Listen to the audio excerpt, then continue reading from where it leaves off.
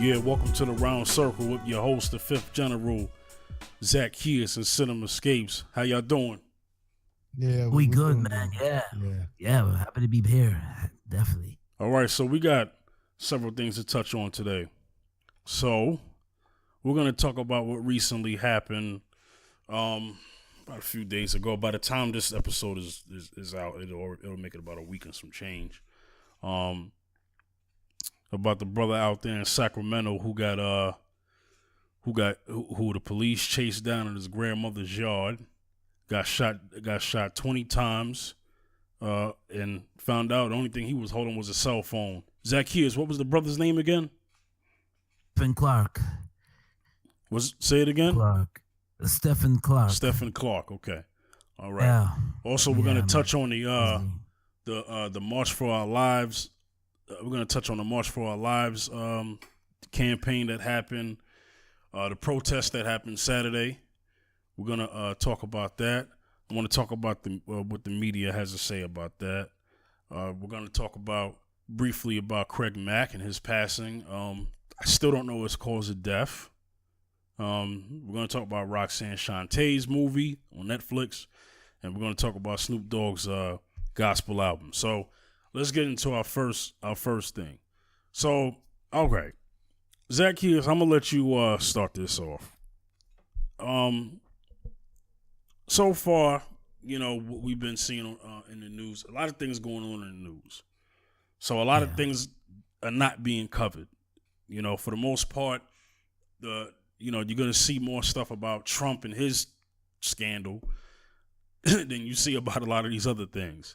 So just recently, we had a situation where there was a brother who got gunned down by police. About as much as the police have said is I'm sorry. Okay, that's not going to bring him back. It turns out all he was holding was a cell phone. So Zaccheus, let me get into what you think about the situation. Like, okay. Let me just do this, and I'm going to let you answer. So, it seems like this stuff happens so often, right? More than you could count on 5 hands. Oh, yeah. So, one of the things that, in my opinion, is what I always see is when these situations happen, especially with the media, because the media is not black-owned. So, the media is already biased to begin with to the black plight.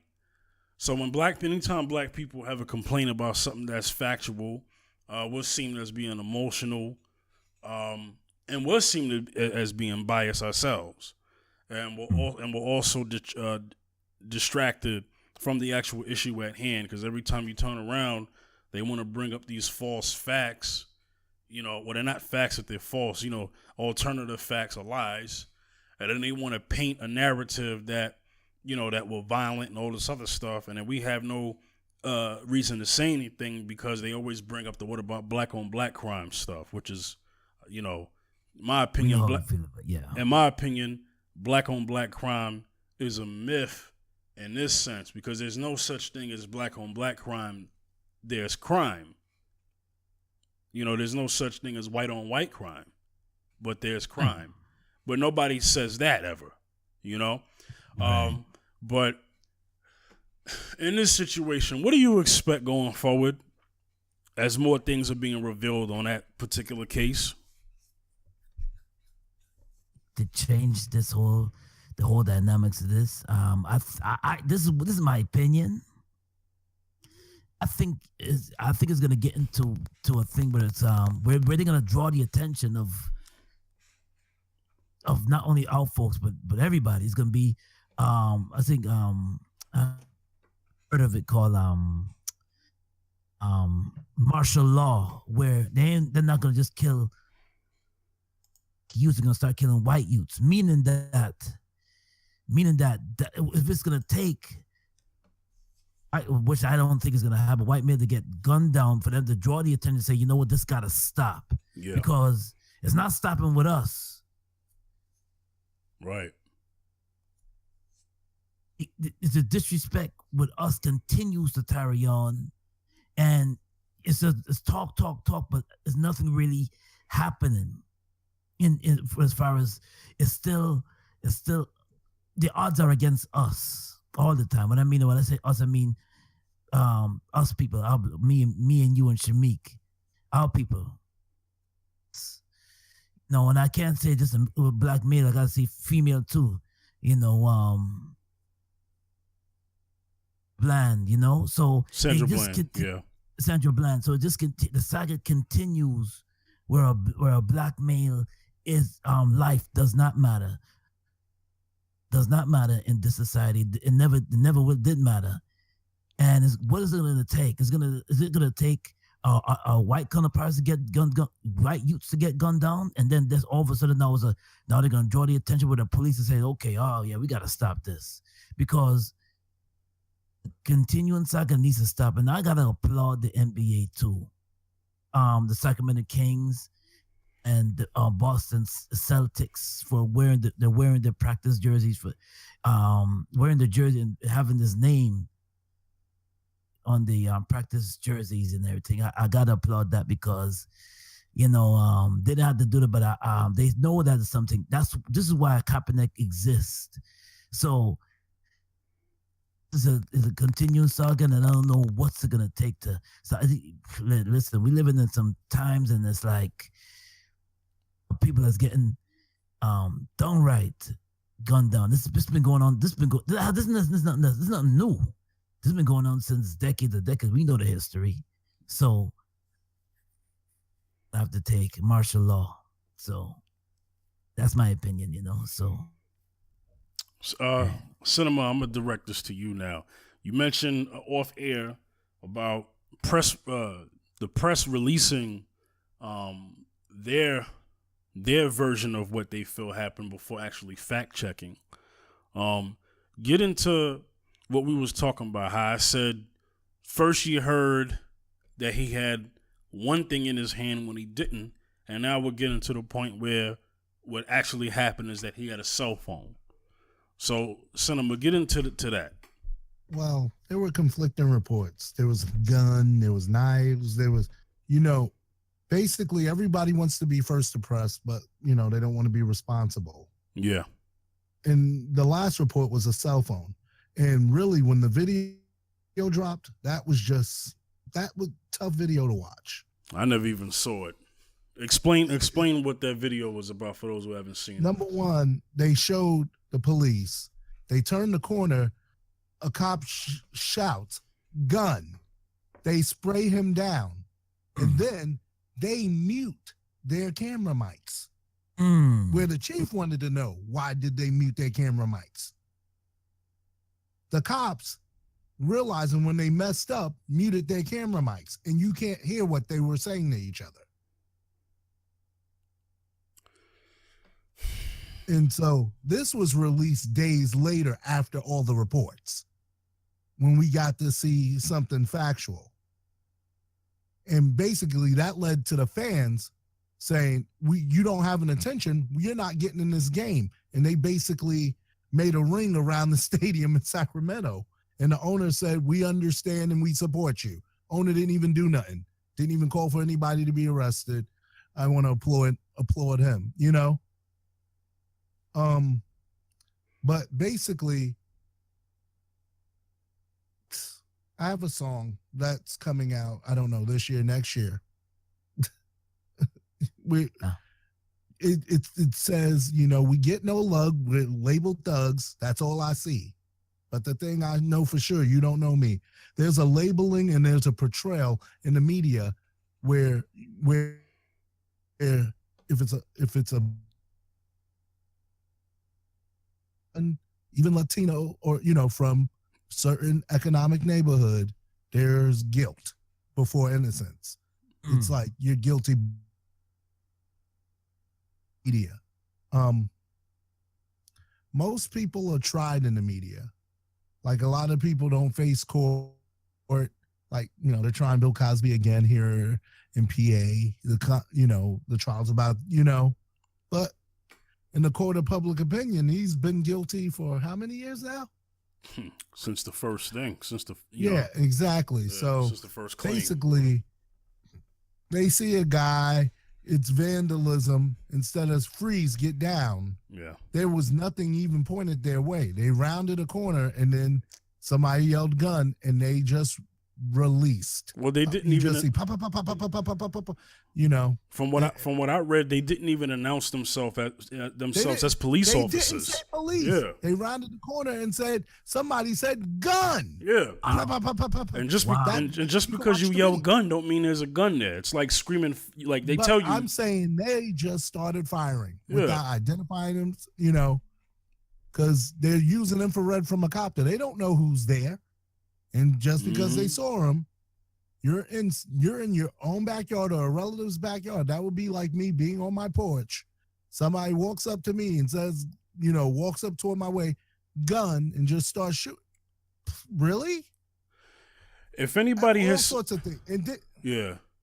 No, go ahead. I'm sorry. then you're gonna mute the mics because you don't want to know what y'all are saying. Yeah. Because you're getting your story together. Yeah. Yeah. And so that's what, you know, I'm clearly upset from that video. I still am. That video shook me to my core. We'll talk about it. I couldn't Talk about it. I couldn't believe it. Yeah. I really couldn't. I couldn't wrap my hands. You know. I tell you what, I probably have more to say about this if I would have saw the video. Right. I just going off of what you're saying reminds me of a couple of things that have happened. They've yelling gun and being wrong is the same equivalence of yelling out fire in a crowded movie theater and there's no fire. You can't do that. Right. Exactly. Yeah. Right. You know what I'm saying? Yeah. So I mean, You're supposed to say freeze, get on the ground. yeah, Identify. It's police, freeze. yeah. There was none of that. Why do you think when a federal agent kicks in the door, boom, federal agents? Right. You know, Right. that's the first to identify who I am. Yeah. Police. Yeah. He probably would. He didn't get a chance Wow. to respond. Wow. He did not get a chance to respond. In his grandmother's yard. Think about it. So he's where he was Right. supposed to be. In a place of safety, which Yeah. is your home. That's like somebody coming. That's like when people get swatted Yeah. in the video game culture. Yeah. And they just run in. That's how the parent got killed on the front porch. Mm-hmm. It's like Mhm. no identification. It's like once you come on that level without identifying yourself, you know, there's a lot to it Yeah. that we don't even have time to go into. But you know, that Yeah. upset me because it's like you didn't even get an opportunity. It's like one guy said in Sacramento, judge, jury, executioner in less than 10 seconds. Yeah. Yeah. That's the three-headed Really? monster of white supremacy, though. You know what I'm saying? And, Yeah. you know, when in terms of law enforcement, judge, jury, and executioner, that's the three-headed monster of white supremacy in regards, in regards to law enforcement. That's the three-headed monster right there. We got to move on. We'll revisit this when more things go on. We're definitely not going to let this not be talked about. So when more details come up, we're going to be covering that story throughout this season. So I got to move into the Kids March. Let me say something real quick about the Kids March, okay? Then I'm going to ask you guys some questions. Okay. So I've been vocal when it comes to the media and how they will cover certain news and stuff like that, right? So Time Magazine has on their cover, it shows the kids from in Florida, right? And on the title it says enough. Okay? Nothing wrong with that, right? But why is it enough when it happens to the... Okay, I got to say this the right way. Okay. It should have been enough when this shooting happened from such and such time. It should have been enough when this particular case on this side of the planet should have stopped. You know, one of the things that I'm noticing is that, and I want black people to really pay attention to this. A lot of times when there's an issue that happens to us specifically, and the reason why we have these issues is because we're still in a nation where we're still being oppressed. There may not be any written laws of oppression like Jim Crow anymore, but there are the fact that our civil rights don't get respected. So that's still oppression. When the same civil rights that is granted to you, well, it wasn't granted. We had to fight for it for others, and it's not respected. That's still a form of oppression because they're basically saying, yeah, you got rights, but not any rights that we're going to count.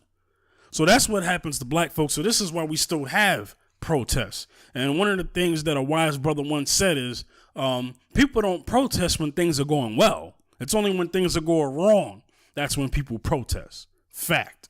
Okay? Yes, so yeah. what I'm noticing is that there was a gathering, mass gathering. I mean, you had the one in Washington. This Saturday. You had the march in Washington. You had in Boston, Houston, L.A., New York, Philly, wherever it was. You know what I'm saying? The March for Our Lives. Yes. And the one thing, a hashtag that I saw, and it said, "Our lives matter too." I want to say something to those kids who got shot. Wait, hold on. That's not how I meant to say it. I want to say something about the kids who got killed.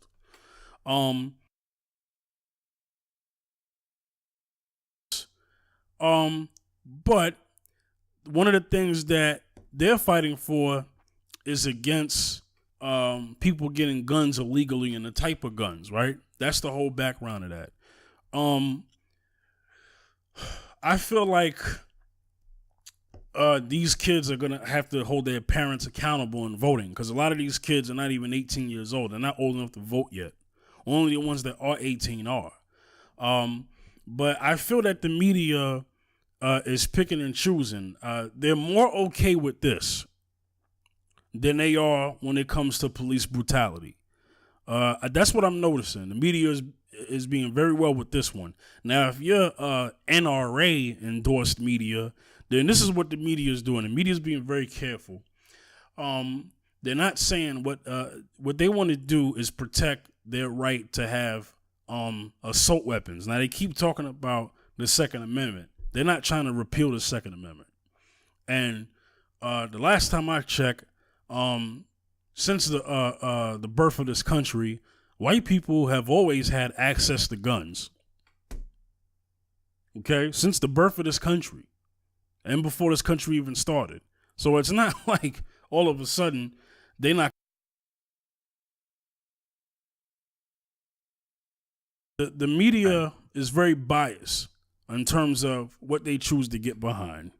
And when things are happening to black folks, the media is either silent or they're just pointing their finger at us. You know what I'm saying? And then they're saying that we're witch hunting when really it's the winner that witch hunts. Okay. So now that I said that, I want black people to understand that anytime we have an issue that is specific to us, we have to make sure that we are pushing our own narrative and we speak for ourselves. And we need to do our best job by not beholding other people's struggles, and well, not struggles, but agendas, because what happens is I always get pushed back to the back burner. Now, I'm not saying you can't support these kids because, we got black kids too. I understand that.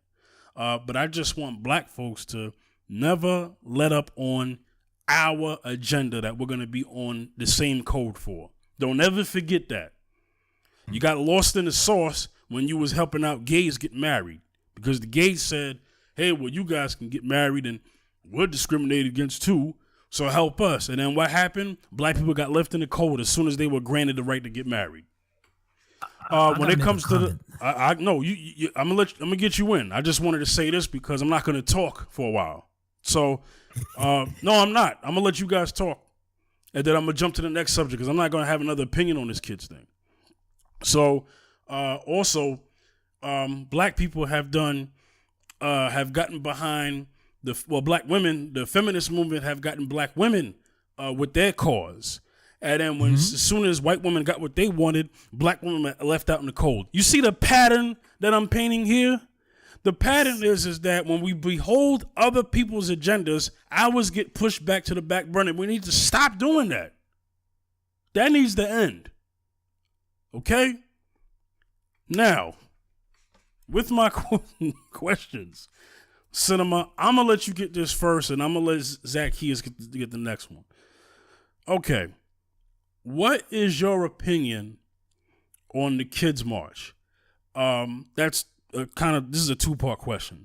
The second question is, being that these kids have been protesting because it's led by them, do you think that these kids could actually get something in legislation? They could actually get something inspired in legislation for something to pass to prevent a mass, maybe not prevent all mass shootings that happen to kids, but a particular preventative precursor or something, or deterrent that can knock down what is happening with these school shootings? Yeah. This is more about is vote as the kids immediate to really, they could pivot the midterms, but they know their midterm effect is limited, but everyone who's been affected by this shooting will be of age to vote 2020. Cinema, real quick, I need you to repeat that because the audio cut out. Just repeat your whole thing from the beginning. I'm sorry. Okay. Basically, this movement is about mobilizing grassroots kids and college kids to register, because what we know Trump got in because millennials didn't show up. And so what they're doing is bringing attention to it, getting people registered to vote, getting people who are registered active for the midterms, saying if you don't vote every time, it's not going to, it's not going to have an effect. We can do march here, but this isn't the work. This is a rallying cry. The work is done in the streets. We're going to go hit the streets. We're going to be going door to door. Basically, it's a starting point, and a lot of it was funded by a lot of people who I'm not going to go into, a lot of celebrities, Patriots owner flew the kids down in the team plane and stuff. A lot of people are helping these kids. And so you're getting a lot of that. And the whole movement is about 2020. All of them will be of age to vote. And it's getting them mobilized to something, something you've been trying to do in our community, to get them in the electing process, getting out to the polls, because that's the only thing that's going to make a difference. That's the only way you're going to get somebody out, And so that wasn't covered by the media. So if you weren't watching as hard, if you weren't watching or you didn't go look up what was going on, I ain't even going to go on the media thing. But the whole thing is, I understand what you're saying because it's true. 100%, And so what it is, now it's hit us. Now let's mobilize. And now let's do something about it. I want to make sure I grew up in... Yeah. Oh, sorry. Go ahead. I thought you was done. I grew up in New York. Mm-hmm. I'm walking from the store. Somebody got shot. I see another guy jump over the fence. The projects. No one has cared about gun violence since I was a kid. Speak on it. Real talk. Growing up Staten Island, West Brighton projects. I've seen gunplay. I've had guns pulled on me living in the harbor.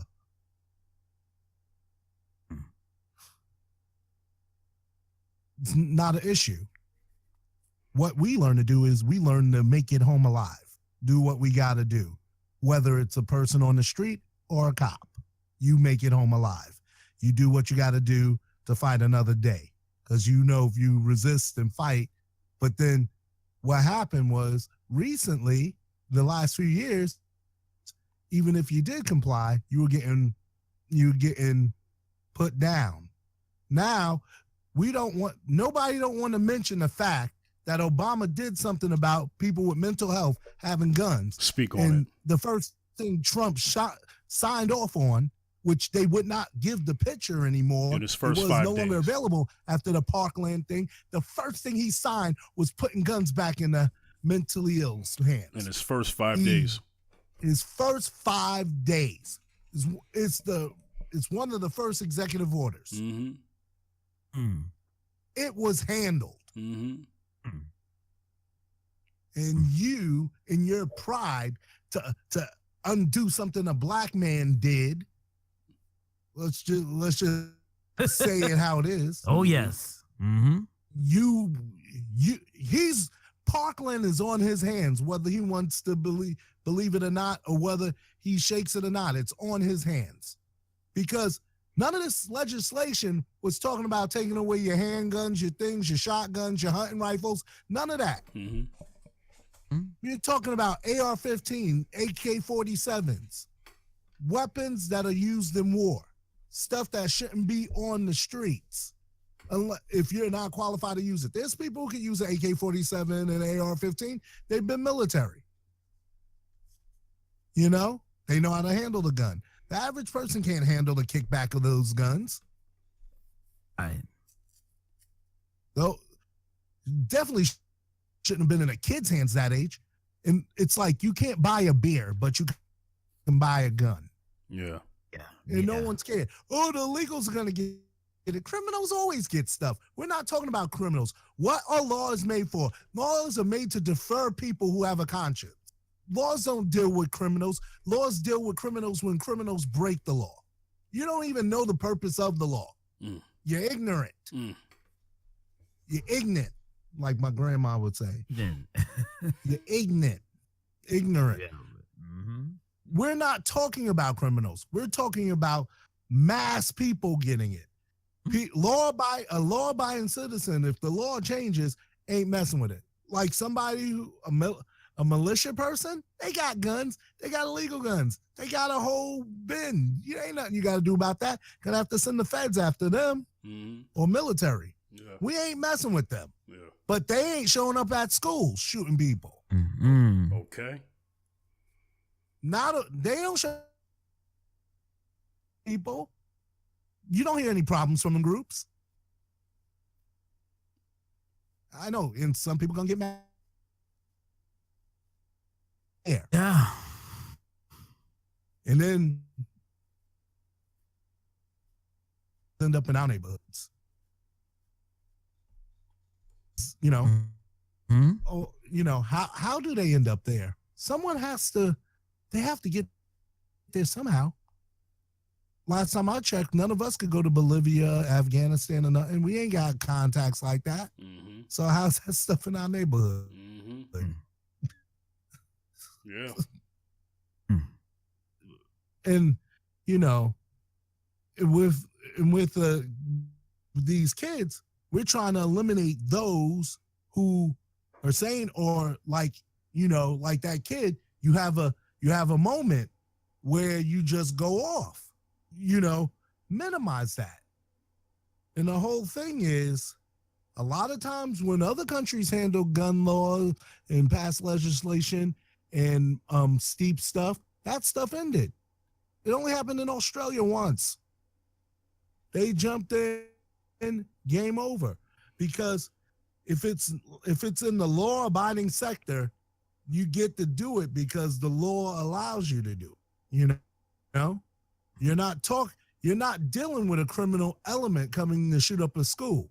They ain't no money in that for them. A criminal's going to rob something. Yeah.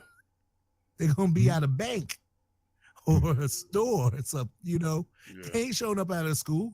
Kids ain't got no money. So this is what we're talking about.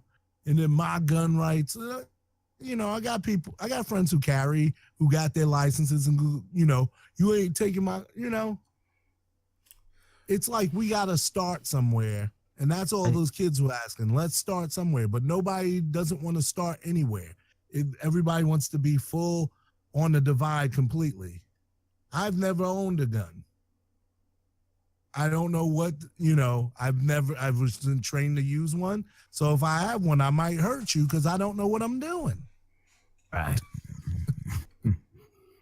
So, Yeah. it's all about your perspective.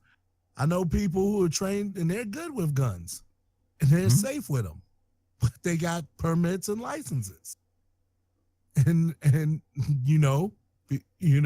their guns are registered. They got gun safes in the house. Their kids can't get to them because they know how to handle them correctly. If they know how to handle them correctly, you won't have the things going on. But if a kid can get his hands on an AR-15 at a gun show, I could go to a gun show, you could go to a gun show, we could all go to a gun show in another state that's not our state and walk out with a gun. Because there's no background checks at many of them. Right. That's the problem. I can get it in my hands.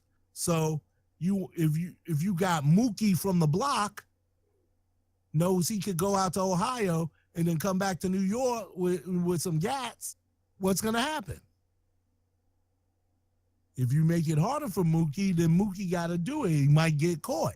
Because they can't do that out in the open, or you can't be using it out in the open, getting caught, and you got to be more careful. It's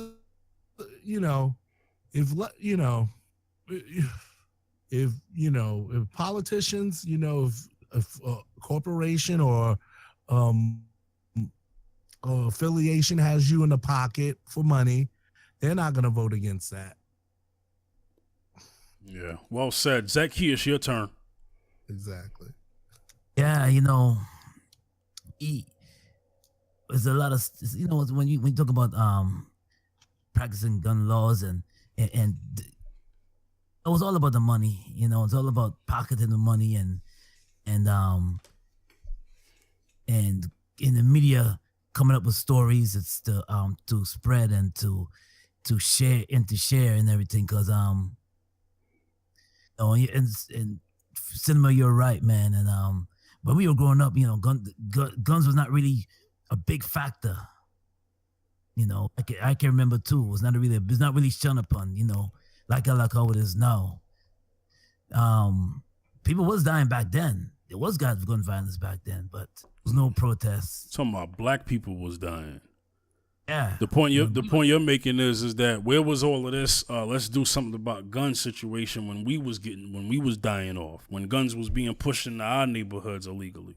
Right. That's the point that you're talking about, right? Mm-hmm. Talking about, yeah. So growing up was basically not the attention that we were not even guns in the media was not even, it was mentioned, but not to this extent. And Trump. All of it was pride going against a black man, and and I'm like saying to myself, I'm like, yeah, man, things the guns, and when it comes to when it comes to us facing gun violence, when are we gonna say, okay, get gunned down, or when violence happens to us, nothing is being just another black brother dead on the street, and nothing is happening, So, and nothing happened. There's no rights. Who got somebody got off. One of the officers got off because of violence towards us. I forgot who it was, but police officers are off. They get off every time there's violence towards us. You referring to the Alton Sterling situation? Yeah. How the cops got cleared of all charges? Exactly. Yeah. Dropped of all charges. So once again, it's like, where's our rights? Even back then, there was no rights. Yeah. And yo, Cinema, you remember Ernest Sayon? Yeah. For that case, way back in 1994? I'm going way back. Yeah. I was in audio school. 1994, was a protest here on Staten Island. This is way before Eric Garner's case, way before Eric Garner. It's 1994. Of course. And I can remember people protesting and this was one of the cases that was shown up on Staten Island, Ernest Aaron getting killed, and nothing. And from that point on, the saga continued. Can I say something real quick, and then you can finish your thought? I want to bring up something about that case. He was choked on a tree by cops because they had a raid. He was the lookout, and he made noise, and everyone saw there were cops in the streets, and the cops got nothing. So the cops got mad and took it out on him. What they did was they didn't use the real witnesses. They used other witnesses who really didn't see it, discredited him, and got the cops off. And I remember that because my church was right there. That's the same thing with Sean Bell. We were there that night. I had people in my church witness it. Wow. And they would not let them go to court. They went and got the neighborhood liar and things of that nature. You know, that's something I experienced firsthand. Knew the dude. We used to witness out over there. So knew the people over there. You know, that was the case of a railroading. And back to you, Zaccheus. So the violence continues towards us and against us. You know, and the stuff on Clark remind me of Amadou Diallo. Mm-hmm. Yes. You know, wallet. He's pulling out. He's not even. And they scream and they yell gun. And they yell gun. And they 40 times. 41 shots. You mentioned Diallo. Diallo was waiting. The thing about Diallo was that he was waiting for a cab. So it's another situation where that was unnecessary. What was the point of running up on him when he was waiting for a cab? Amadou Diallo situation. Same thing with what you're talking about with Stephon. What's his name? Stephon Clark. I keep forgetting his name, but he's in his grandmother's backyard. So they shouldn't have been running up on them. These two individuals. So that sounds very similar. You know, so we're going to have to move on. Briefly, Craig Mack. So the last we heard from Craig Mack musically, well, at least the last I heard from him musically was on G-Dep's Special Delivery remix. Right. So that's the last time, the last notable time we've heard Craig Mack rap. After that, then you heard something about him. He got hooked up with a church. They say it was a cult. I have no proof that it is, but I don't even know. No, right. There's a video of him rapping in the church, that old video, but it got leaked, I think sometime maybe 4 years ago, maybe 5 years ago now. Yeah. You know, he was supposed to be doing a gospel rap album. A lot of stuff was being said, but also that he was being cut off from his family or whatever. A lot of stuff, you know, was said. But the brother has passed on. He was what, 46? Yeah, he's 6. Yeah. What did he die from? Was it a heart attack? Some people say congestion. I was checking on the internet. Okay. Some sources said congestive heart failure. Some TMZ said natural causes. So okay. The report thing again. I hear you. So basically, I'll go with TMZ because I kind of do because they're more credible. At times. At this recording, it was natural causes, yeah. But other people suspected congestive heart failure. Okay. So, yeah. Either way, Zaccheus, what was you about to say? What I read, I read, and when he was in South Carolina since 2012, and he couldn't leave the compound because the church that he belonged to allowed the members and the Christians that were there to leave the compound. They were the promises that they'll stay there until their dying day. Oh, yeah, that's a cult. Yeah, all right, that's a definition of a cult. They're not allowed to leave or to have any association with family or friends. Yeah. They have to stay in that compound. So Craig Mack was there since 2012. He cut all ties with his family. He cut all ties with his friends. I think Eric Sermon was trying to reach him. Eric Sermon and a few other fellow hip hop artists. Golden era hip hop artists were trying to reach him, and they were like, "Man, we don't know what's going on." But he couldn't leave the compound. He couldn't even get to the doctors couldn't even come into the compound to help him, or he couldn't leave the compound. Whoa. Yeah, that's the church that he belonged to. So he was in to me, Craig Mack was in the dilemma. He was in the dilemma. Not only was in the dilemma, but I guess he believed in that they was claimed to be followers of Christ, but compound, whenever you're in a church setting or gathering, and they said you can't leave the compound, or you have to disassociate yourself from your friends and family, automatically that's a cult like Jim Jones. You know what I'm saying? All right. See, I ain't even know that. Thanks for providing that info. It's crazy, man. But much truth to that. Yeah. Just want to say something brief about the impact of his music before we move on. Yeah. Mm-hmm. Not too long. Basically, the bad boy era started with him. Yep. Basically, that flavor in your ear. Everyone talks about the remix, but the first song was fire. You don't get a remix if the song wasn't fire. Yes. Everybody want to be on the track because the track is. It's not how they do remixes today. If you're listening, the only way you got a remix back in the day and everybody jumped on that beat is if the first song made an impact. Now, when Flavor in Your Ear and then that other song I like, Get Down, Yeah. that first album, Project Funk the World, classic. And it, when I pulled it down on Apple Music the other day, the day he died, and I was like, because you grow on, it's been years, you forget about a lot of albums that have influenced you. It's a very good, well put together album. That's when Puffy was stepping out from producing to become the mogul he is. Yeah. Right. And Biggie's appearance, him and Biggie going first with Busta, Rampage. Flavor in Your Ear remix. One of the top ciphers ever. Yeah, of all time. Of all time. Yeah. Of all time. Exactly. I was just I went to pick up my niece from somewhere.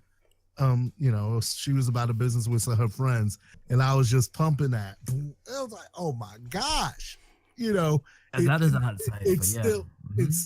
It still hits you like when it first hits you. That's when it has a timeless element. That brother, he was ahead of his time. Him, Redman, and all of them came on that era. Yeah, I know. Craig Mack was accused of stealing Redman's style. I'm sure y'all remember that back then. No, I remember that. Back then, he was accused of that. Yeah, but his voice is just similar. Yeah, they don't even have the same flow type. No, their words. No, because he still had his own. He still had his own thing. Had his own flow. Yeah. But that was a big thing that they did in the hip hop media to strike up beef, to get stuff, to get people to talk on radio and go against each other, and nothing really came of that one. You know what else was a hot cipher? The Special Delivery, when he was on Special Delivery with with G-Dep and Ghostface and Keith Murray. Yeah, of course. Yeah, that was a hot cipher. Well, if you ask me, he was the highlight of that record, but I think mainly because we haven't heard him in a long time. That's the kind of presence that he had on that record. We haven't heard you. And then all of a sudden we hear you, so of course it's a big deal for hip-hop heads on that record. And it's like you just picked up where you left off from. Exactly. It ain't like oh, he a little rusty. He just like, let me just pick up a mic again here. And he kills it. Exactly. Yeah. And so, and you're talking about somebody who grinded in the underground despite not even being popular. Yeah. And still was rocking shows. Like Big Daddy Kane still rocking shows, like to the ridiculous. Well, they say he had an album that he actually finished, But him being with that cult is the reason why we probably won't hear it unless somehow. I don't even. Okay, the question: did Craig Mack have any kids? I don't. I think so. I don't think so. Maybe media never mentioned it. Correct. I never heard of any record with Craig Mack having kids. Wow. Heard of it. Well, it's out there. You know, you don't have to put it out on a label. It's the internet nowadays. Yeah. If somebody got it, all they got to do is leak it. That's true. So, once again, rest in peace, Craig Mack. Yes, definitely. God bless his family. Yes. That's really all I could say. We're gonna keep in hip hop news. Roxanne Shante, her movie on Netflix. I haven't seen it. Yeah. You guys talk about it. Zaccheus, you go first. Exactly. Well, let me tell you something. That movie, I had to watch it twice because really, I just like the. I like how when it first began with is when you sucking the tongue. My mother was telling her, "Stop sucking your tongue," and then she goes into the and then it goes into when she was growing up in a household, and I think her mom was mother was a single mom. Who played her mother? Was it Nia Long? Nia Long played by Nia Long. Okay, great job by her. Yeah, great job. She played an excellent role. Oh my God, she that role. Yeah, she did a good job. But Nia Long played her mom, Nia Long played her mom. But then, as time went on, she had three other sisters, and I just didn't. At one point, I was a little bit very upset with that when Roxanne Shante's mom was dating a guy that took the money. She gave him about 20. Well, I don't want to ruin it for you, man. But no, it's all right. Go ahead. Yeah. Where the 20,000 that dude ran off with. Oh my God. He's gonna skip town and leave her with the 4 kids waiting. Or waiting there. That kind of hurt. I was like, man, that got me a little bit upset. But during the course of the movie, I see that she was going through some things, man, with with her mom, and then not only with her mom, but brother started dating her, and what was the goal? The golden moment in that movie I enjoyed though is when Marley Marl called her up from up. He was on the upper level floor in the housing compartment, and he called her up and he said, "Yo, I got a beat for you." And then that was a highlight. And then she was like, "No, I gotta do my mom's laundry. I ain't going up there. Let me finish my laundry." And she had no idea that was the birth of Roxanne Shante right there. Yep. When she her lyrics on that beat, the boom bap beat, it's a great boom bap era, man. And Marley Marl was like, listen, I guess from that point on she never recorded because she didn't even know they put on the headphones, but it's a good moment right there, man. And yeah, man. I have a question. Did the movie get into the real Roxanne battles? Because that's what Roxanne's famous for, really. If it wasn't for that, she wouldn't have got the attention. So did the movie get into that? Yeah. And then you saw real Roxanne in there. But the movie was really more pointed about her life. Okay. And then what she was doing while the fame was going on. Okay. How the dude creeped in her life. Showed a lot of bad side of the business, like when you don't know what you're doing and you're going in. Shows how her career fell apart. It took her years to drop an album. Her album came years after those singles. Sure did. And then it showed her fallout with Marley. It was crazy. I didn't know she had a fallout with Marley. She did. She did. Yeah. Marley, when that family broke up, because they were supposed to be family. Yeah. When that broke up, Marley left. Shan and them fell off. Yeah, the Juice Crew went on to produce the symphony and stuff, even though he was producing out of the projects at first. Mm-hmm. Marley went on to be, people talk their top. Marley Marl's in my top 5. Yeah, legendary Juice Crew. Other people don't understand. Exactly. Mm-hmm. Marley Marl has a body of work, and for a long time.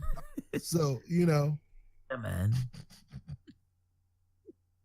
So, but they didn't go into that. It was just how he related to her. He basically gave her shot. And then there's the piece at the end, which I enjoyed, which Nas mentioned knowing her, and she had like a kid playing Nas when she was on the backside when she was about to move out of the projects. He said, "Nah, see it, come rip a verse," and then he ripped that verse at the end of the movie. The kid playing Nas. Nice. That was hot. That was hot. I like the way how they segue into that. I would love to see a Nas movie, and I think he's been working on that. That it's a nice segue. Yeah, because his story is out of Queensbridge too. Exactly. Because a lot of what she experienced, it's like the generation before him, but she was hustling the streets. She had the brown bag, and then how you used to take the brown bag and go rob the stores. I was like, oh, I remember that. Do you remember in the film it portrayed it portrayed Biz Markie. Nice. Yeah. Was Big Daddy Kane in it too? In her life is portrayed in there. Was Cool G Rap? Did they have a Cool G Rap? Executive producers on that. Did they have a Cool G Rap or a Big Daddy Kane in that movie? No. Yeah, they had. They did. Yeah, but maybe everyone didn't have lines. Okay. But you could tell who was there. Going to the clubs and the people around. Yeah. I don't remember specifically because most of what I got was the story and the message she was relaying about, with her mother, how she repeated what her mother did with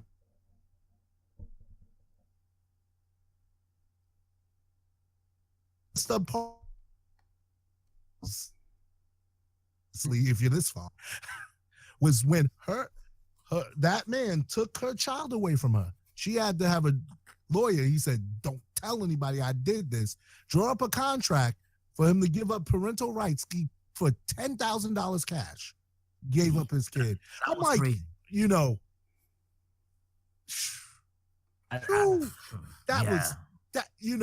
The stuff she went through was crazy.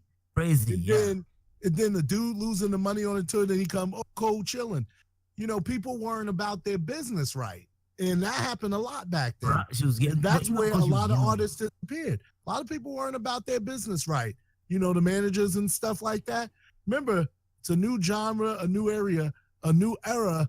And really in the hip hop culture, record labels didn't get into this generation, like hardcore, You had labels, but then you had like underground labels. You had Cold Chillin', you had stuff, you had Sugar Hill, you had a lot of things where you didn't have to deal with mainstream, where your company would get distributed by them, and you really weren't dealing with a label.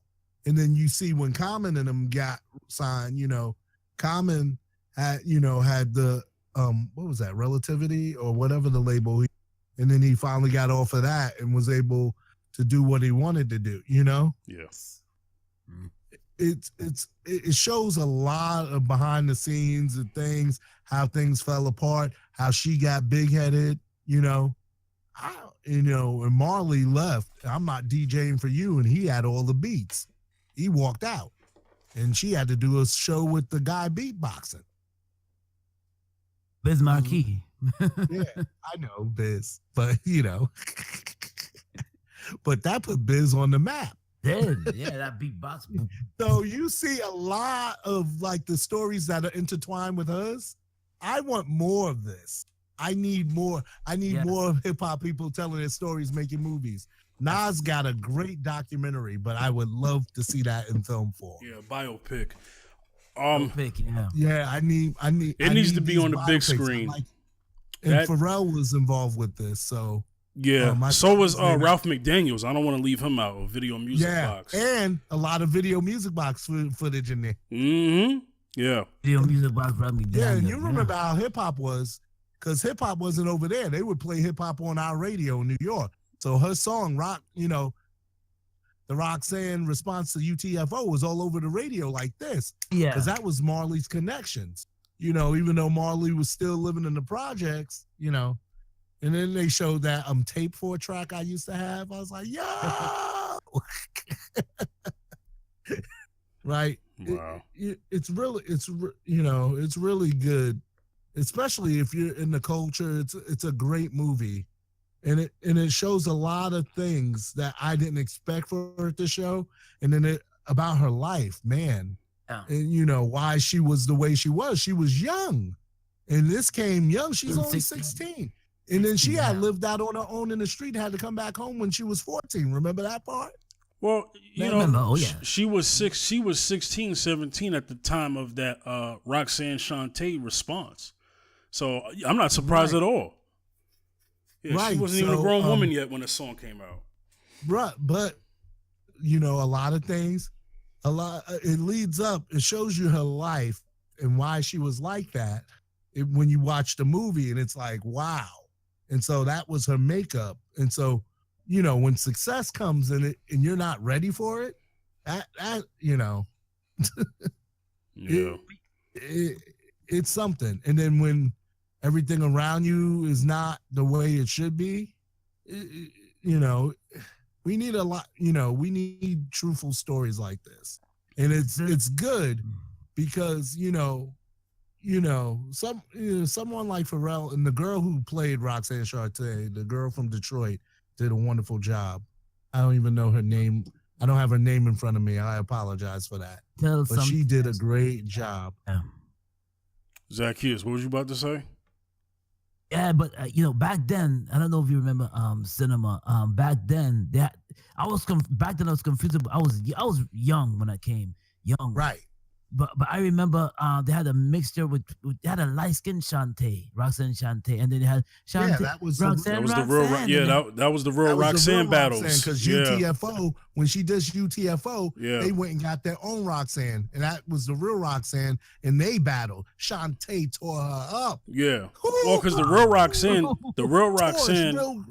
up. Right. Well, because she couldn't rap originally. She didn't write her rhymes. Roxanne Shante did. Yeah, right. UTFO was writing for the real Roxanne. And Shante was battling on the street so she could go off the top in this shoot. Yeah. Yeah. You're talking about 1984. Shante was him. Well, she was a certified. As you saw in the beginning of the movie, who's the best in Queensbridge? And they brought a little girl, and the guy's like, I'm not battling you. And her mother said, she's asked her mom, can I curse? She said, I don't care as long as you win the $50. Yeah. Yep. It's like, man, that's how the movie starts. Yeah, that's a good way to start it. I love this movie. It's going to run as a classic. I seen reviews. People outside of the culture don't understand it. Who cares? Whatever. I have a question. Did you feel people who don't want to know where hip hop came from? There's a particular opinion about this movie. About some slight male bashing. Did you get that? Zaccheus asked you first. Hold on. Zaccheus, go ahead. I didn't really get it because I think when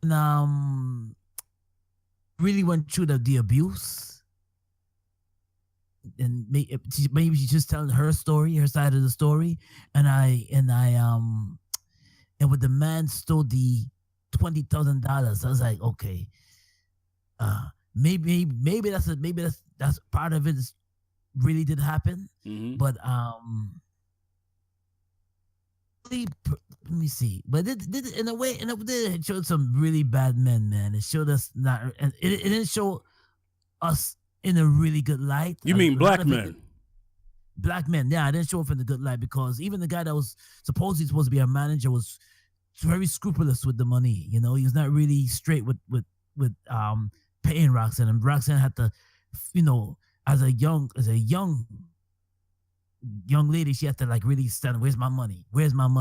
And then the guy abusing her. Then the guy stolen the $20,000. So, film just showed like some negative male figures in her life. I think. Let me see. Marley was kind of a light. He was kind of a light until the argument, and then.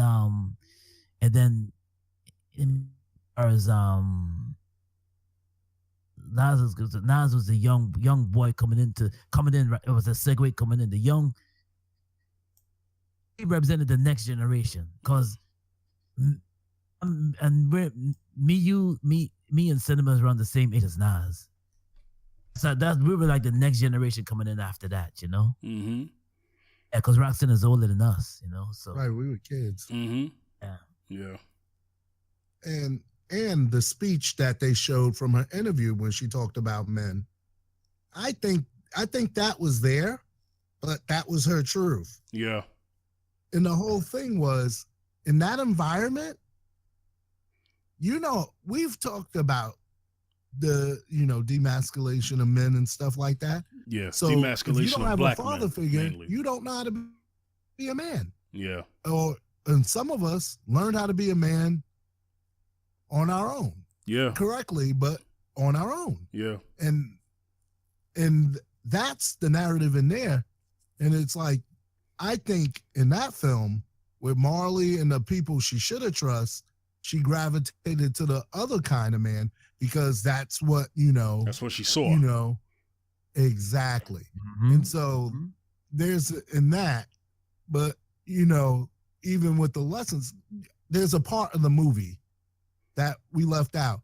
When the father left, he's supposed to pick them up. She lets them sit out there the whole day. And then she comes down and says, this is to show you and learn this, that you don't, you know, don't let a man, you know, that's what the scene they're talking about.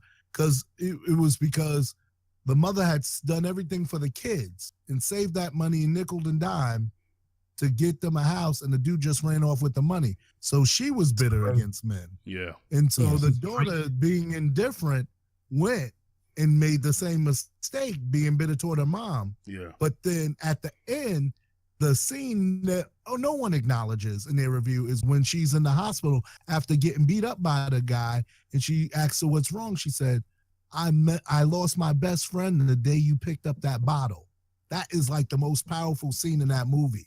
You know, and then the healing, reconnected with her mom. Yeah, the healing between her and her mother came, and then she got her.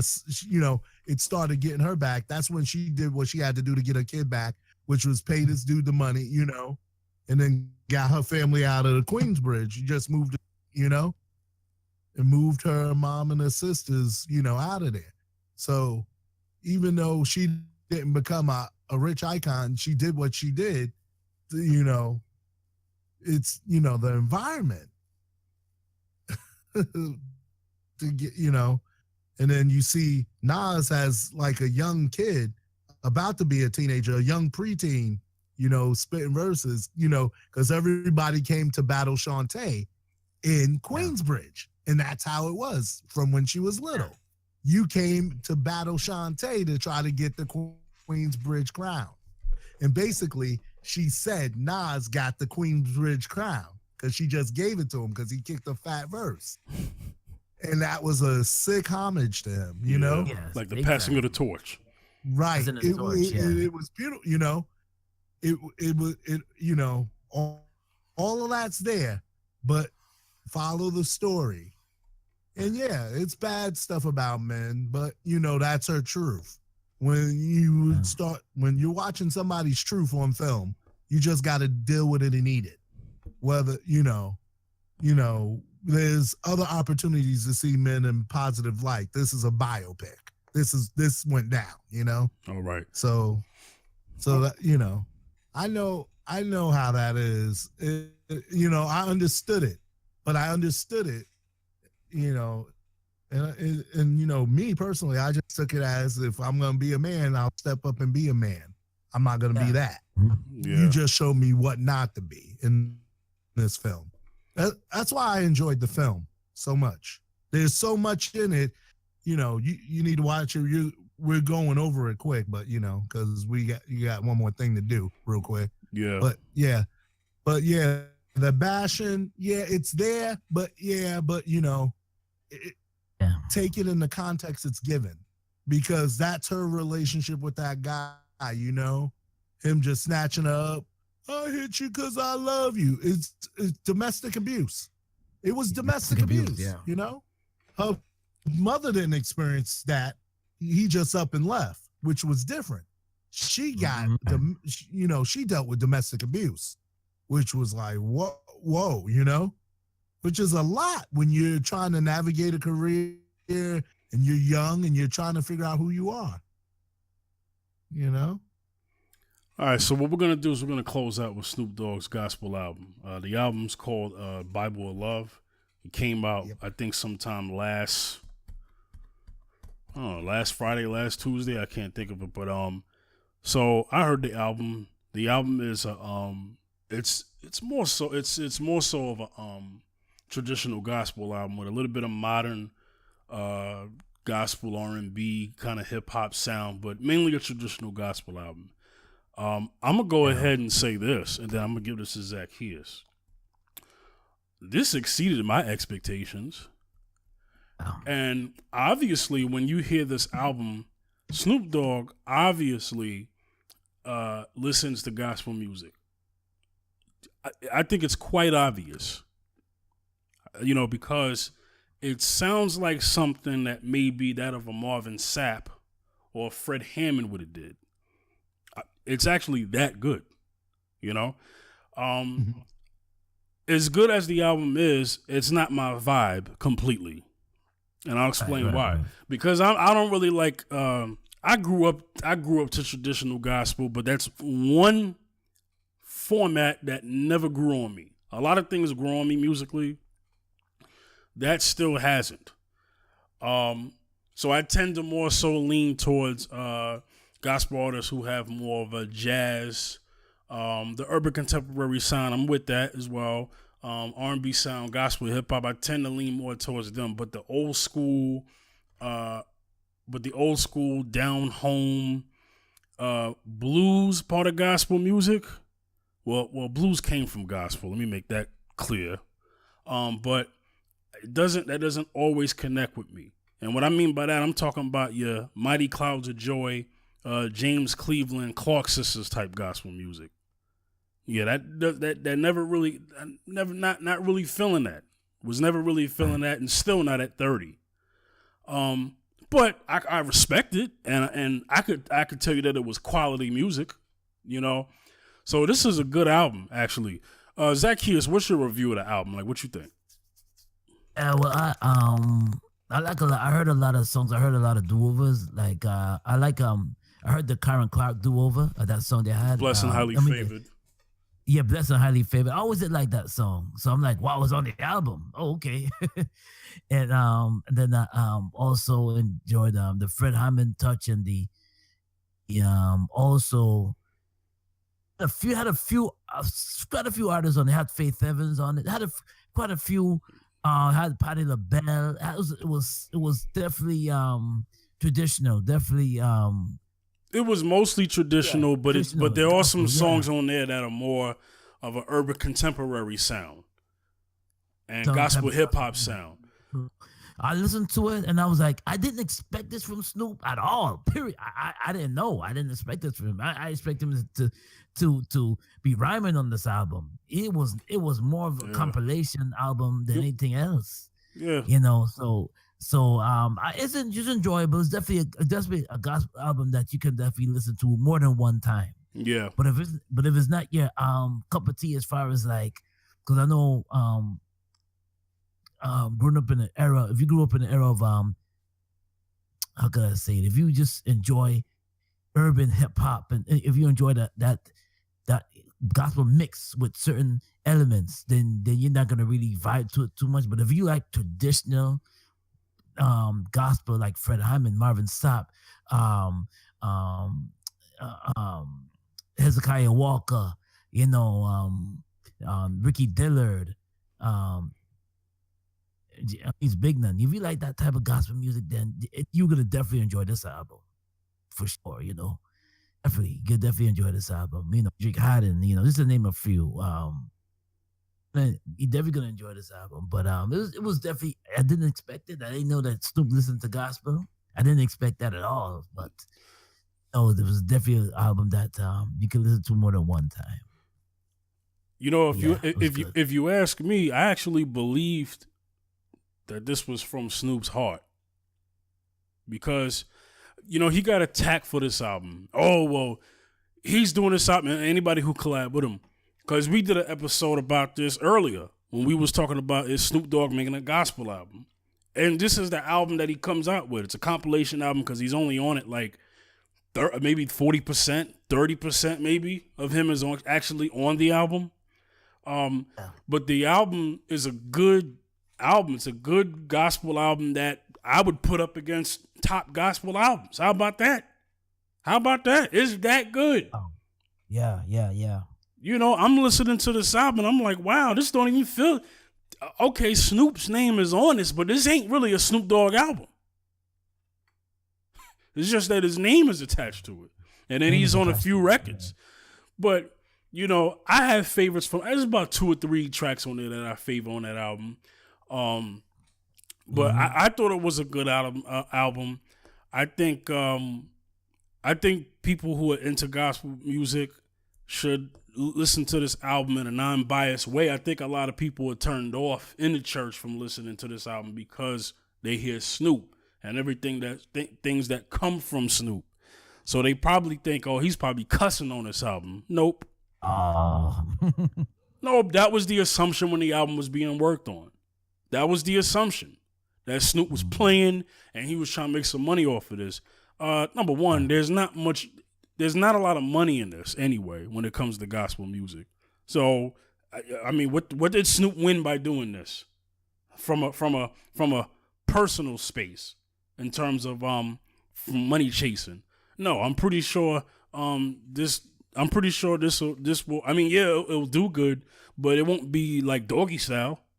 So, I mean, you know, I don't think that's not... Snoop is at a place of his life where he just wants to make music.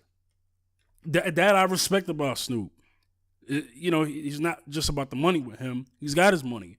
He just wants to make music. And this is something that he wanted to do. Cinema, you was talking off air about what this album meant to Snoop. Talk about that. Cinema.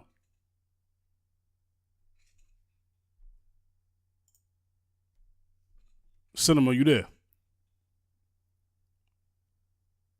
Oh man, he went to probably go get something and come right back. Who knows? Okay. No, I can't hear. It's breaking up. Cinema, you there? Yeah, that whole thing, I didn't hear nothing. Okay, I was asking, off air, we was talking about what this album meant to Snoop. You were talking about it off air. So on air, just mention, what did this album mean to Snoop? Number one, it's a Snoop Dogg Presents album. He wanted some traditional stuff. And a lot of times is like, if you were following his IG songs before they were out, like he's vibing to them. It was something, a dedication to his mom and his grandma for raising him in church. And so he wanted to put something together. And then, you know, a lot of his band people are people out of church in Cali, you know. Yeah. A lot of the production on here.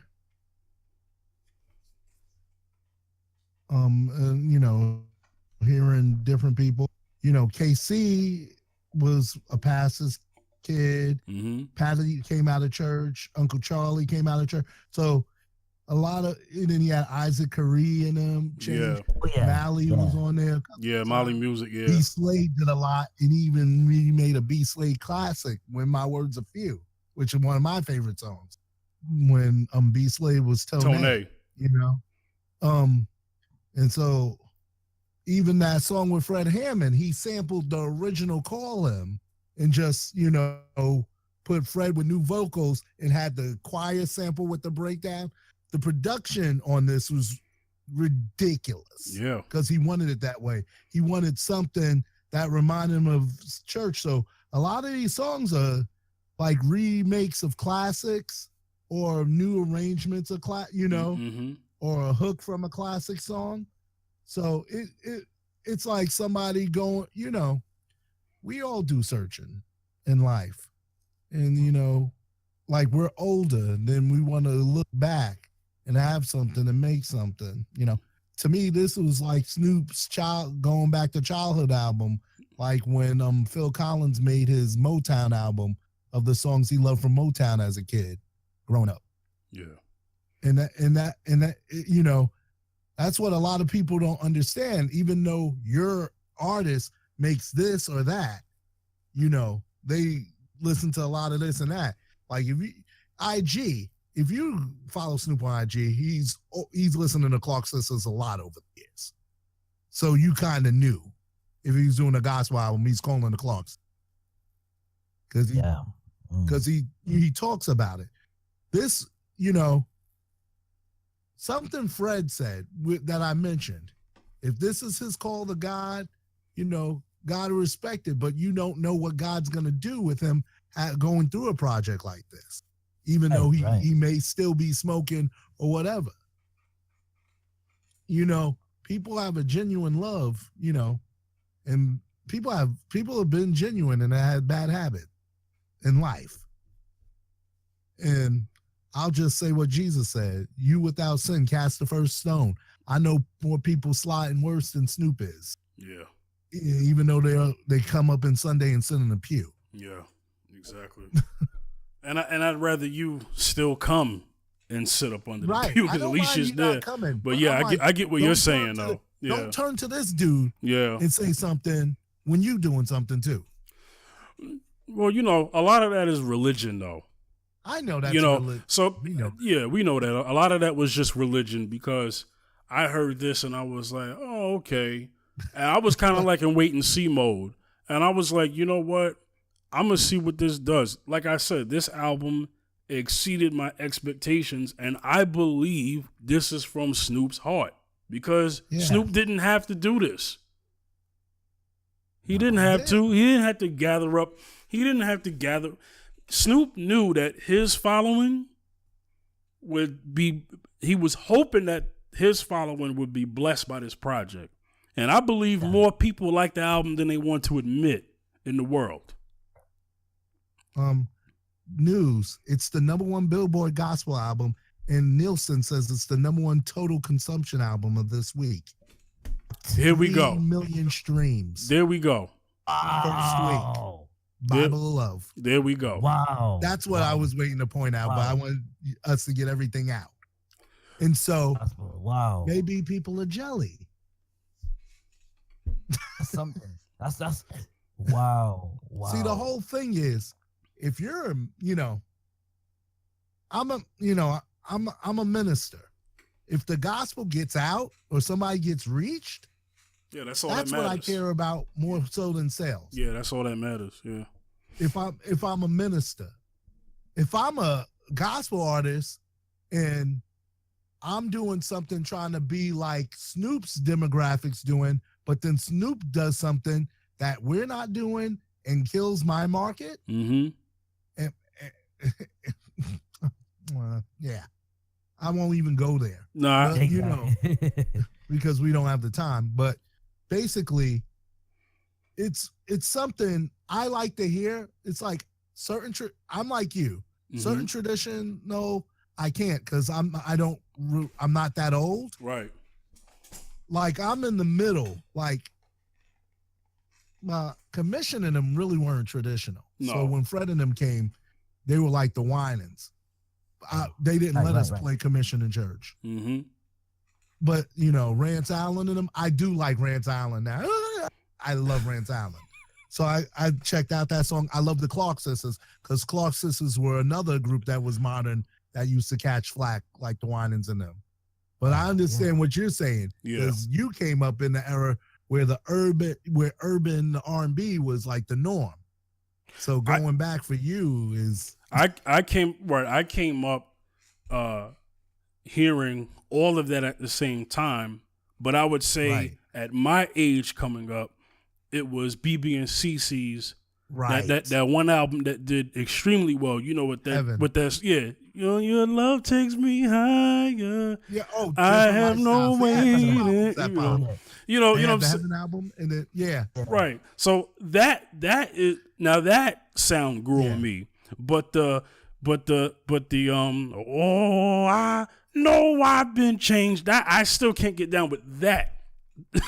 Period of gospel music. On the rough side of the mountain. I mean, I can't listen to that every day. You know where I start? Yeah. Walter Hawkins and Andre Crouch. Oh yeah. That's where I start. And that's post that too. Yeah. And then I was into contemporary Christian rock. at the same time. Then DC Talk and then SFC and all of them came out. The Christian hip hop. Yeah. When Christian hip hop came out, that was my, you already know. So I totally understand that. So I like the traditional songs, but I like the Callin' by Fred Hammond because it has the modern kick with the choir sampled with Snoop with the voice thing going, Jesus, that junk was hot to me. No, I didn't expect that. You know what I'm saying? There was some things on it because this what I said is that the album is a good album, great album. Yes, it is. But not every song on there is my vibe for me. Right. You know what I'm saying? But that doesn't mean that it wasn't good. That's good. Wasn't good because like for instance, I said Clark Sisters, right? Yeah. I can't listen to everything from Clark Sisters, but that track on there, Pure Gold, I like that record. Yeah. Exactly. You know what I'm talking about. Exactly. I like that record. The strength of this album is there's something for everybody. Yes. Even if you don't like the whole album. Exactly.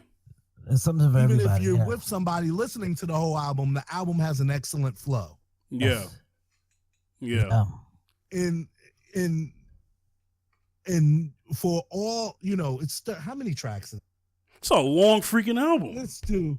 It's 32 tracks. Jesus. Yeah. 32 tracks. Yo, I haven't even listened. I haven't even listened to the last song I stopped at was the Fred Hammond record. That was only because, I'm listening to this album on my commute and I'm listening to it throughout the day, and I'm like, so that's the last song I stopped on. So I still have to get, You got 3 tracks. That's all. Yeah, exactly. I'm right towards the end. Right, but I understand what you're saying. Yeah. Because to consume it, it's like we've had some time, and so I had to listen to it in more than one listen. I couldn't listen to the whole thing all together. 32 tracks for new music is a lot. Yeah, that's a lot for an album. And I had the Fred Hammond track because it got dropped early. Everything that dropped early, I was listening to. So I didn't have to go through the album to hear that for the first time. Because that Fred Hammond's track is 29. Yeah, that's you deep in the album by the time that comes. I know. It's a very long album. It's full of features. But I understand it because if you're gonna do one time, you might as well go out and do it the way you want. I think that's why the album is that long, because he's probably not gonna do. You know what? Okay, you know what I think is happening. This album is long, right? To just cement it and plant it, right? Right. But also, I think it's fair to say that maybe the album is this long because maybe Snoop thought, well, you know what? I don't want to hold any music back. Because if this album doesn't do well, the second one might not. So let me just put all of them in here and then just give it to the people. And this be basically a big playlist album because there's no CDs really being bought no more. You can't fit 32 tracks on a CD anymore, not one CD. So that would be like a double CD. That's basically, this is like a double CD album. Maybe even triple. Yeah. Because remember, Words of Few is 7 minutes. So it's a long version, and the original song ain't even that long. Yeah. So, right. And so, you got some long tracks in here. You got a lot of 5-minute track. Yeah. Let's give it a score. 7 minutes. Yeah. Let's give this a score, okay? Zaccheus, you go first. 5 out of 5 stars. How many would you give it?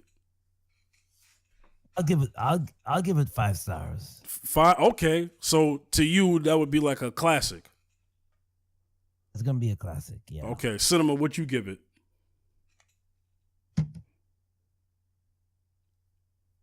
4.5. Okay, I'm gonna agree with that. That's still classic to me. Yeah. And I'll tell you, it's not even. Even stuff. I ain't gonna call out the tracks that help lose it because I ain't getting us in trouble today. But it's a 4. To me, it's a 4.5. 4.5. I would give it a 4 solid 4 out of 5. But that's still great though. That's still a great album. Yeah. It's Yeah. Either way, I agree with all of you guys' scores in a way, but my personal thing is just I would say a 4 out of 5. Yeah, Well, 4 out of 5. If somebody gave it a 5 out of 5, I wouldn't be mad at that. That's fine. You know what I'm saying? I ain't mad at it either. No lower than a 4. I think if you say it's lower than a 4, I'll have to just assume that you just didn't like the project. Yeah, I think you hate. Yeah. So, and I don't like to throw hating around when it comes to reviews like that, because some things are justified. But no, this should get, if we're talking out of 5, this should get no lower than a 4. No lower than a 4. Exactly. I'm like, it's close enough to a 5, but for me, for a 5, for me to give a 5, yeah, no skippers. No skippers. Yeah. And I got a skipper, a major one. Yeah, I got. Yeah. It's like I hear the first thing, I'm like, dude. And then it's like, my iPhone don't work, so I gotta skip it on my watch. On my Apple Watch. Oh God. Yo, what's in your opinion, what's the best, forget best, because that could be that's of an opinion. What's your favorite like out of, you can name 1 to 3 records. What is your favorite? Yeah. Sunshine with Kim Burrell is fire. Yes. Oh my gosh. I love Call Him, because I love Fred Hammond. Yes. I don't care what anybody says. I love Fred Hammond. Uh-huh. And then him flipping with the modern, with that playing with the church thing, but not completely going there, and then sampling a choir. That was fire. With that synth bass. Yeah. And then Snoop with his little bridge there. And then Snoop auto-tuning himself with that Jesus. Yeah. Somebody made a comment on my Facebook. Snoop's only doing Jesus. Why ain't he rapping? I'm like, go listen to the album. Well, he did rap on Always Got Something to Say. And that's a hot record. That's one of my favorites on there. Exactly. That's a hot song too. Yeah. And that's what I'm saying. There's so many hot tracks on here that you can't deny. Yeah. We're just picking out a few. There's a lot of fire. Well, I mean, not just good songs, fire. Right. And well, you know what? Now I'm changing my score. 5. No, I'm gonna give you your score 4.5, because I just remembered that. The Kim Burrell record, I just remembered that record. The album's so long you forget. Yeah, sometimes. you do. That's why I do listen to it more than once. Yeah, I'm gonna change it to a 4.5. 4.5 is my score. Zaccheus, what are your Mary Marvin Sapp song is hot too. Yeah. Zaccheus, what are your go-to records on that album? Like, you could choose up to 3. I like the one with KC on it. No, that's hot. Wait, which one though? Because there's like 3 of them with him. Yeah, there's 3 with KC. Yeah. My bad. Yes, that's that. Yes. Which one? Yes. No one else. Oh yeah. Woo-hoo, yes, that's what I'm saying. It's not like the hot tracks are, like somebody has a hot tracks on the album. Mm-hmm. It's like you mention a track and you're like, oh, that's fire. Yeah. Do you mention another track? Oh, that's fire. It's not like just hot. It's fire. Nah, there's some heat on this album, and I'm sitting there listening to this, and I'm like, yo, what the heck? I'm like, this is better than. Exactly. It's better than some. This is my gospel album of the year. Yeah. Because Fred ain't dropped one this year. Right. Listen to it again. Yeah. This year. None of my people. I ain't heard from Yo-Yo. Mary ain't dropped the album this year. Marvin dropped this album last year. That's my album for last year. I think one of the best records on this album will probably get slept on, and that's New Wave by Molly Music. Exactly. That song right there. Those 3 songs, those 2 Beat Slade songs around it, Pain and that. Yeah. That is a critical point of the record that I love. It is. Because, I love Beat Slade. I didn't that's- expect. Okay, this album has tones, right? Right. And right. there was a certain tone that it hit once you got the B Slade and that one, because Molly's on it again. But that particular Molly record, that could have been on his album, but he put it on this. Vintage Molly, like when I fell in love with Molly. Yeah. You know? Not that, and I'm not saying he made anything whack, but you know. Yeah, I know what you mean.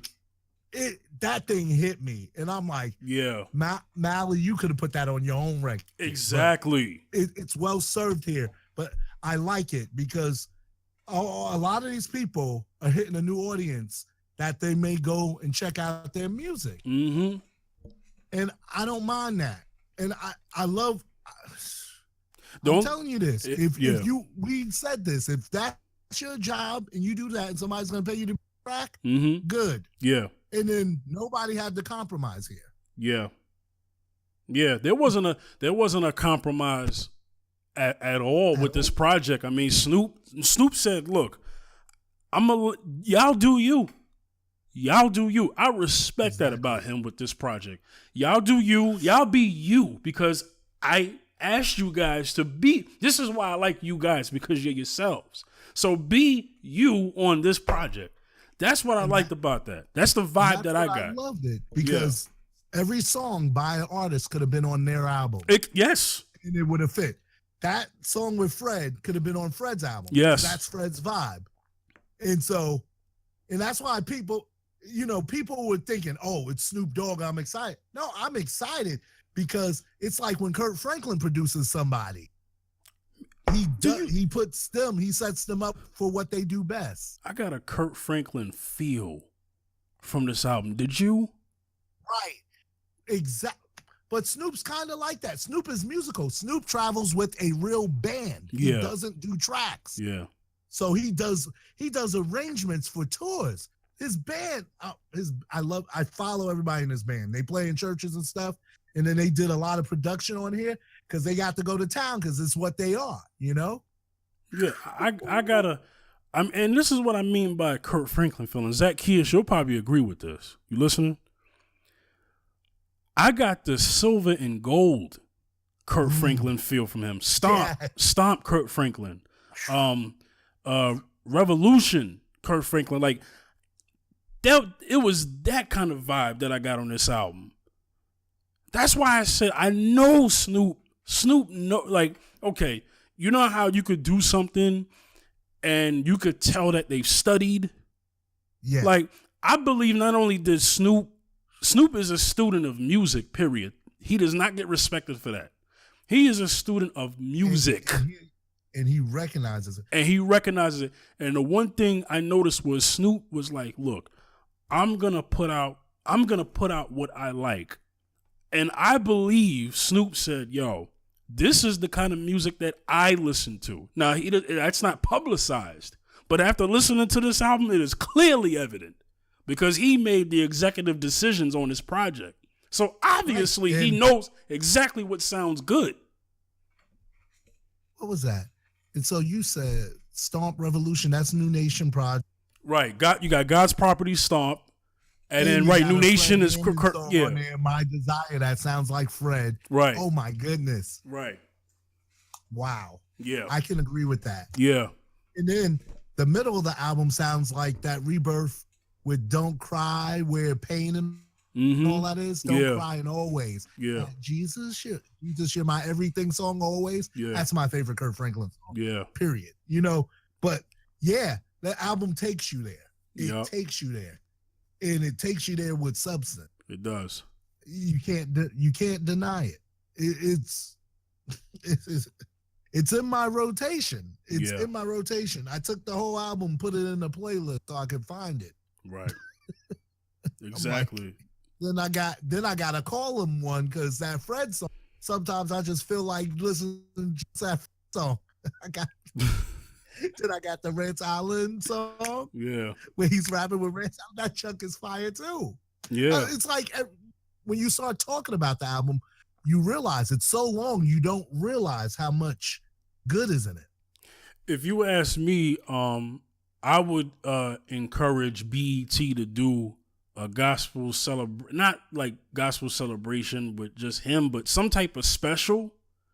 So that we could album. For this album, so that we could, as in BET gospel celebration, but not necessarily having Snoop take over the whole program. That's not what I mean. But the type of variety that was on this project, I think there should be some type of special where we could see those songs performed live, and I would definitely advocate for that.